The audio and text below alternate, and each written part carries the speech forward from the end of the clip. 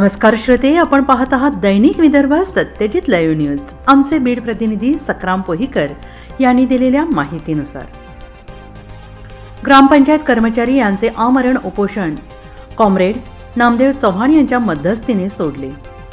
परळी तालुक्यातील शिरसाळा येथील ग्रामपंचायत कर्मचाऱ्यांचे थकीत वेतन अदा करण्यास टाळाटाळ करत होते, तेव्हा शिरसाळा ग्रामपंचायतचे कर्मचारी दिनांक 23 जानेवारी 2024 पासून ग्रामपंचायत कार्यालय शिरसाळा समोर आमरण उपोषणास बसले होते। तेव्हा दिनांक 25 जानेवारी रोजी महाराष्ट्र राज्य ग्रामपंचायत कर्मचारी महासंघाचे राज्य सरचिटणीस कॉम्रेड नामदेव चव्हाण यांच्यासोबत आयटेकचे राज्य सदस्य कॉम्रेड यासीन शेख, ग्रामपंचायत कर्मचारी महासंघाचे बीड तालुका अध्यक्ष कॉम्रेड गोविंद साळवे, महाराष्ट्र राज्य ग्रामपंचायत कर्मचारी महासंघाचे गेवराई तालुका अध्यक्ष तथा पत्रकार कॉम्रेड सकराम पोहीकर, ग्रामपंचायत कर्मचारी महासंघाचे परळी तालुका अध्यक्ष कॉम्रेड गीते, शिरसाळा ग्रामपंचायतचे सरपंच सय्यद अनवर, भताणे विस्तार अधिकारी शेख एच.सी, ग्रामविकास अधिकारी शिरसाळा रघुनाथराव देशमुख, ॲडव्होकेट सतीशराव काळे,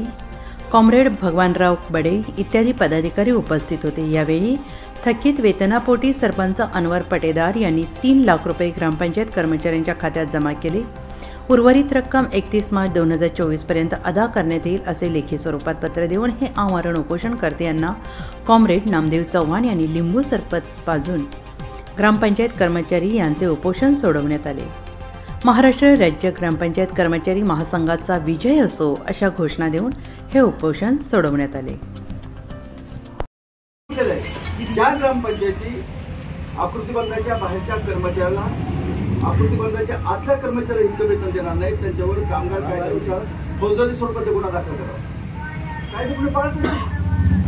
आता बऱ्याच ग्रामपंचायती काय म्हणतात, वसुली नाही, उत्पन्न नाही, त्याला कर्मचारी जबाबदार नाही।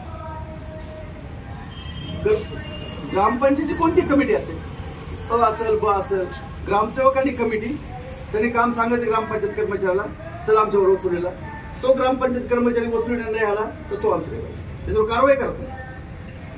पण वसुली नाही या अटीवर तुम्हाला वेतन थांबवता येत नाही आणि हे वेतन थकलेलं आहे। पण आम्ही नम्रपणे निवेदन दिलेलं आहे, त्या निवेदनाला सुद्धा माफ करा।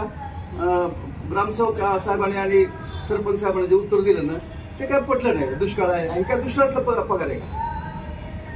आता काहीतरी समजा अमुक कलम लागलाय म्हणून तुम्हाला बसता येणार नाही। आता ग्रामसभेला कलमाचा काय संबंध येतो? असू देते, त्यांनी त्यांच्या पद्धतीने उत्तर देण्याचा प्रयत्न केला। आम्हाला कलम लागू होतं ना, जमाबंदी आदेश आम्हाला लागू होतं ना, पण पोलीस खात्याला इन्फॉर्म करून आणि ही ग्रामसभा किंवा ग्रामसभेची बैठक ग्रामपंचायतीची बैठक हॉलमध्ये होते ना, त्याला कुठे काय जमाबंदीचा आदेश लावा असू द्या। पण त्याने आपल्याला त्या उपोषणापासून परावृत्त करण्याचा प्रयत्न केला, पण आपल्याला काय ज्याचं पोट जळतं त्यालाच कळतं। अनेक दिवसापासून हे जे काही आपलं किमान वेतनाचा प्रश्न आहे, हा किमान आपला हे थकीत वेतनाचा प्रश्न आहे, आपण लावून झालेला आहे। म्हणजे ह्याच्या अगोदरचे किती अनुभव आहे, दिलेल्या चेक बाउन्स झाले, पुन्हा नावेला जर आपल्या कोर्टाचा पायरी चालू झाली। या सगळ्या पार्श्वभूमीवर भताणे साहेबांच्या बरोबर चर्चा झाली, हेच झालं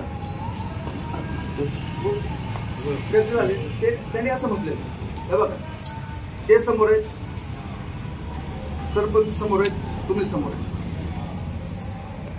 युनियन म्हणून आम्ही बाजू कोणाची घेणार?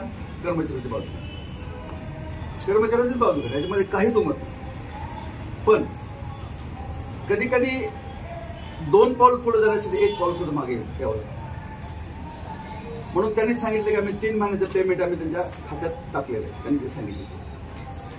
आणि जे नागरविजय साहेबांची माझी चर्चा झाली होती, खासदार साहेबांची चर्चा झाली होती की मार्चच्या अखेर तुमचं जेवढं काही पेंडिंग आहे दुसऱ्या टप्प्यातलं ते सगळं पेमेंट आम्ही तुम्हाला देऊन टाकू, अदा करून टाकू, अशा प्रकारचं त्यांनी माझे फोनवर चर्चा झाली, बरोबर आहे? हो। मार्चच्या अगोदर 31 मार्चच्या अगोदर 31 मार्चच्या अगोदर। तर मला असं वाटतं हे जर त्यांनी लेखी स्वरूपात जर दिलं तर मला वाटतं आपण उपोषण मागे तोंडासमोर सांगतो, तुम्हाला सांगतो उद्या 26 जानेवारी आणि आता आपण जो पवित्रा घेतलेला समजा 2 महिन्यांनी हा जर पवित्रा आपण पाळला नाही, त्यांनी जर शब्द पाळला नाही तर आपल्याकडे लोकशाही मार्गाने आंदोलन करण्याचा हा तर आहेच ना। आहेच ना. म्हणून मला असं वाटतं की तुमचा आग्रह होता खरं म्हणजे माझे जवळचे नाते ते ऑपरेशन करून घेतलं म्हणून मी परत आलो.